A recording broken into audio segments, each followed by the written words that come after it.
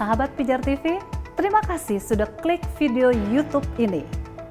Kiranya kebenaran firman yang saudara dapatkan menerangi kehidupan saudara. Untuk mudah menyaksikan video-video lainnya dan mendapatkan update dengan cepat, klik subscribe. Jangan lupa, berkat Tuhan jangan disimpan sendiri. Klik tombol share di bawah. Dan bagikan video ini ke sebanyak-banyaknya orang yang saudara kenal. Salam terang bagi Indonesia.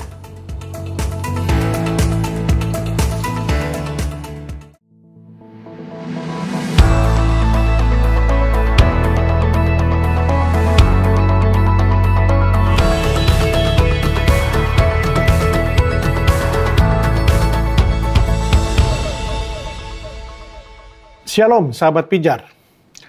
Firman Allah berkata, iman adalah dasar dari segala sesuatu yang kita harapkan dan bukti dari segala sesuatu yang tidak kita lihat. Nah, kalau saya tanya, kata apa yang menjadi kunci di dalam ayat tersebut? Banyak orang yang mengatakan bahwa kata kuncinya adalah harapkan. Ada juga yang mengatakan kata kuncinya adalah bukti. Sebetulnya, kata kunci di dalam ayat tersebut adalah kata segala sesuatu. Coba perhatikan kata segala sesuatu yang menjadi kunci yang perlu kita pahami secara benar. Karena banyak umat yang salah menafsir kata kunci ini. Sayangnya, di dalam kehidupan banyak orang Kristen, segala sesuatu di dalam ayat tersebut dipersepsikan secara salah. Yaitu dengan mengartikan sebagai kesembuhan, jalan keluar dari pergumulan, sukses dalam karir atau studi, mendapatkan jodoh, dan lain sebagainya. Di mana hal-hal tersebut, kalau kita mau jujur, itu semua adalah keinginan daging kita, dan semua bersifat sementara. Objek iman adalah sesuatu yang rohani, yaitu Tuhan sendiri dan bukan pemenuhan keinginan daging semata. Jika kata segala sesuatu diartikan sebagai hal-hal tersebut, yaitu hal kedagingan tadi, berarti iman didasarkan pada nilai-nilai sementara dong, dan bukan nilai-nilai kekekalan. Padahal dasar iman haruslah berdasarkan dari nilai kekekalan yang Tuhan sudah tanamkan pada setiap orang-orang percaya. Nah, nilai kekekalan inilah yang seharusnya kita fokuskan di dalam melihat kehidupan ini dan menjadi dasar dari iman kita kepada Kristus. Nah, kalau begitu, apa makna segala sesuatu di dalam konteks ayat tersebut? Segala sesuatu dalam ayat tersebut memiliki konotasi kerajaan Allah.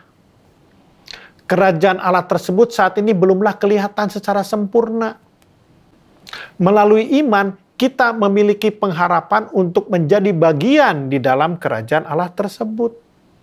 Jadi kata segala sesuatu dalam ayat tersebut harus dipersepsikan sebagai kerajaan Allah yang sudah dipersiapkan oleh Allah dan yang menjadi pengharapan kita selama kita ada di dunia ini, dan juga yang belum terlihat secara sempurna.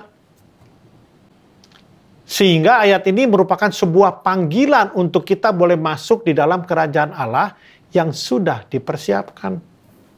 Jadi kalau kita baca lagi ayat tersebut, dan kita sudah mengganti segala sesuatu dengan kerajaan Allah, kira-kira bunyinya seperti ini. Iman adalah dasar dari kerajaan Allah yang kita harapkan, dan bukti dari kerajaan Allah yang tidak atau belum kita lihat. Dan kita tahu bahwa iman itu harus nyata. Artinya begini, iman harus terlihat di dalam perbuatan. Karena iman tanpa perbuatan adalah mati. Oleh karenanya, sebagai orang-orang beriman, mari kita tunjukkan iman kita melalui apa? Melalui apapun yang kita pikirkan, melalui apapun yang kita katakan, dan melalui apapun yang kita perbuat di dalam kehidupan ini. Melalui apapun yang kita perbuat, biarlah kita sebetulnya sedang mendemonstrasikan Yesus di dalam hidup kita.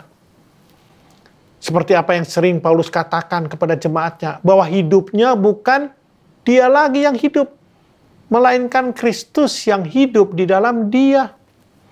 Yang artinya bahwa kehidupan yang dihidupi Paulus di dalam daging adalah hidup oleh iman kepada Kristus yang telah mengasihi dia dan telah menyerahkan nyawanya untuk dia. Kita harus menyadari bahwa pertumbuhan iman seseorang akan terlihat dari perubahan cara berpikirnya. Semakin dewasa iman seseorang, maka orang tersebut akan lebih berfokus pada nilai-nilai kekekalan daripada nilai-nilai sementara. Belajarlah dari kehidupan Paulus yang dulunya dia melihat segala sesuatu sangat menguntungkan, sedangkan ketika dia mengenal Kristus, menganggap semua itu adalah sampah. Jadi yang ingin disampaikan oleh Paulus adalah bahwa pengenalan akan Kristus memiliki nilai kekekalan. Nah, yang jadi pertanyaan, apakah kita sebagai umat pilihan sudah memfokuskan hidup kita kepada nilai-nilai kekekalan atau masih terfokus pada nilai-nilai sementara? Mari renungkan pertanyaan ini.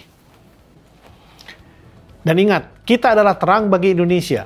Oleh karenanya, jaga terangmu. Tuhan Yesus memberkati.